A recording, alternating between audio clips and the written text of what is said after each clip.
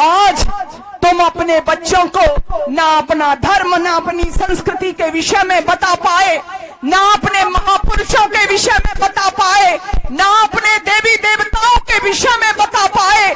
किस तेजी के साथ में आपके बच्चे, आपको पता नहीं है किस तरह से आपके बच्चों का माइंड ब्राउज किया जा रहा है, माइंड पास कर रहे हैं लोग, चाहे वो ईसाई कमिश्नरियों के रूप में हो, चाहे वो इस्लाम धर्म के रूप में हो। आप तो बस जय श्री राम के नारे तो लगाते रहे, लेकिन जय श्री राम को अपने घरों में नहीं आने दिया तुमने। ये कटु शब्द मैं आपसे शेयर कर रही हूं। केवल जय श्री राम के नारों से देश नहीं बचेगा। अरे रामचरितमानस पढ़ते हो, राम तुम्हें भी बनना होगा। चलो राम के पद चिन्हों पर अब इतिहास बदलना होगा। इतिहास बदलने की जरूरत क्या पड़ी है? मैं जब कई बार बात करती हूँ तो लोग कहते हैं बहन जी आप ये सब जो बात करती है कि आज हमारे देश को बहुत खतरा है। किससे खतरा है? मैं किसी राजनीतिक पार्टी की एजेंट नहीं हूँ।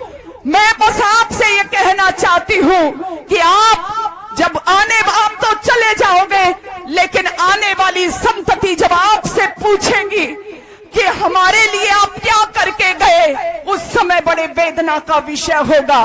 क्योंकि ना आज आपकी भारत भूमि सुरक्षित है, ना आप सुरक्षित हो, ना धर्म ग्रंथ सुरक्षित है, ना धर्म सुरक्षित है। कैसे सुरक्षित नहीं है? आप कहोगे जी हम पर क्या आपत आ रही है, हम तो अपने गांव में आराम से बैठे हैं। लेकिन मैं आपसे कहना चाहती हूँ आप अभी अपने स्वार्थ में डूबे हुए हो। जरा निकल करके देखो। मैं घरों से ही बात करती हूँ किस कदर हमारी समाज में, आप गांव से हो, शहरों में जाकर के देख लीजिए। लव जिहाद का जिक्र भी भाई साहब कर रहे थे, हमारे घरों में घुस चुका है। हमारी बहन बेटियां किस तरह से इसकी शिकार हो रही हैं। अभी कल और परसों की घटना है, बस्ती में देख लीजिए।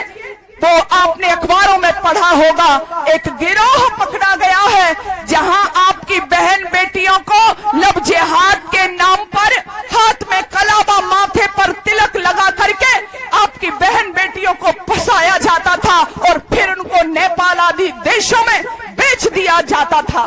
तुम्हारी बेटियां फंसती जा रही हैं।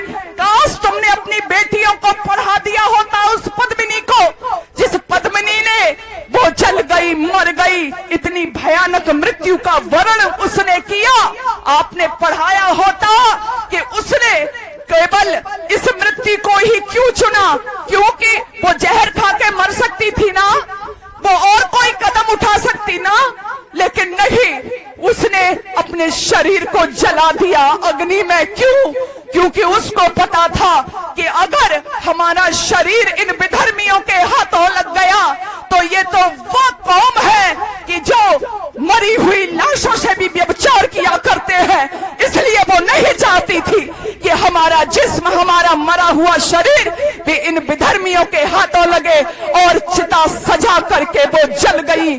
16,000 देवियां पढ़ा दिया होता तुमने अपनी बेटियों को, तो आज जो जगह जगह लव जिहाद के नाम पर हमारी बहन बेटियां फंस रही हैं, कोई 36 टुकड़ों में बट जाती है, कोई 50 टुकड़ों में कट जाती है, कोई सूटकेस में बंद हो जाती है, कोई नालों में फिक जाती है, ये नहीं होता।